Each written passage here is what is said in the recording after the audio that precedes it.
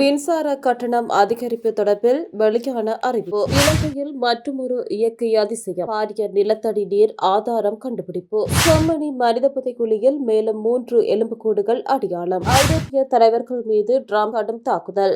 ஒருவரின் மோசமான செயல் நீதிமன்றில் ஆதாரத்துடன் அம்பலப்படுத்திய போலீசார். இந்திய மத்திய பிரதேச படகு விபத்து. பிரித்தானியாவில் பிக்குகளுக்கு பயந்து தஞ்சம் கோரிய இலங்கை இளைஞர் கைது. லோரியில் சிக்குண்டு 24 வயது இளைஞன் உயிரிழப்பு. மேற்கு மெக்சிகோவில் பேருந்து விபத்து 11 பேர் உயிரிழப்பு. மின்சார கட்டணம் அதிகரிப்பு தொடர்பில் வெளியான அறிவிப்பு. மின்சார கட்டணம் குறைக்கப்படும் என அரசாங்கம் வாக்குறுதி அளித்த போதிலும் எதிர்வரும் 10ஆம் தேதியளவில் மீண்டும் 11% மின்சார கட்டணங்கள் அதிகரிக்கப்பட வாய்ப்புள்ளதாக தெரிவிக்கப்பட்டுள்ளது. ஐக்கிய மக்கள் சக்தியின் நாடாளுமன்ற உறுப்பினர் ஹர்ஷ டி சில்வா இந்த விடயத்தினை தெரிவித்துள்ளார். கொழும்பில் நேற்று நடைபெற்ற ஐக்கிய மக்கள் சக்தியின் மே தின கூட்டத்தில் கலந்து கொண்டு உரையாற்றும் போதே அவர் இதனை குறிப்பிட்டுள்ளார். நிலக்கரி இறக்குமதியில் இடம்பெற்ற ஊழலால் ஏற்பட்ட 18 பில்லியன் ரூபாய் இழப்பை மக்கள் மீது சுமத்த வேண்டாம் என சர்வதேச நாணய நிதியம் அறிவுறுத்தியுள்ளது. எனினும் அரசாங்கம் அதனை மறைமுக வரிகள் மூலம் மக்களிடமே வசூலிக்க தயாராகி வருவதாகவும் அவர் குறிப்பிட்டுள்ளார். அதற்கமைய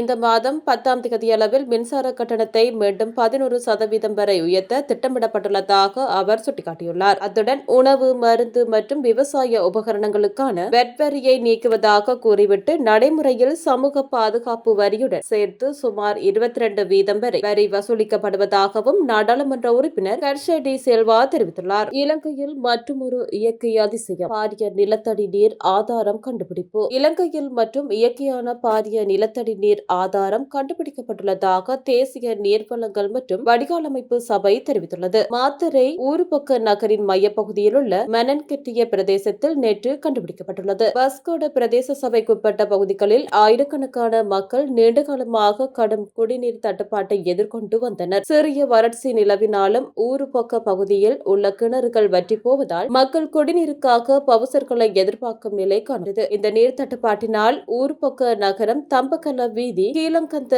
வீதி, கீகொட வீதி, அமுகேன்கொட, ஹொரகஸ் மண்டிய, கடுவன வீதி மற்றும் கீரப்பிட்டிய உள்ளிட்ட பல கிராமங்களைச் சேர்ந்த மக்கள் பாதிக்கப்பட்டனர். அத்துடன் கீகொட வைத்தியசாலை மற்றும் கீழங்கந்த பட்டிக்கல, கீரப்பிட்டிய, கிண்ணலிய, பெரல பெனாதர ஆகிய பாடசாலைகளின் அன்றாட செயல்பாடுகளும் முடங்கியிருந்தன. பஸ்கோட பிரதேச சபையின் கோரிக்கைக்கு இணங்க மேற்கொள்ளப்பட்ட ஆய்வுகளின் போதே இந்த பாரிய நீர் ஆதாரம் கண்டறியப்பட்டது. இதன் மூலம் சுமார் 10,000 குடும்பங்களை சேர்ந்து 50,000க்கும் மேற்பட்ட மக்களின் குடிநீர் பிரச்சினைக்கு நிரந்தர தீர்வு கிடைக்கும் என எதிர்பார்க்கப்படுகிறது. தேசிய நீர்வளங்கள் மற்றும் வடிகாலமைப்பு சபையின் தென் மாகாணத்திற்கான புவியியலாளர் இந்திரஜித் கமகேயின் மேற்பார்வையில் இந்த நீராதாரம் கண்டுபிடிக்கப்பட்டுள்ளது.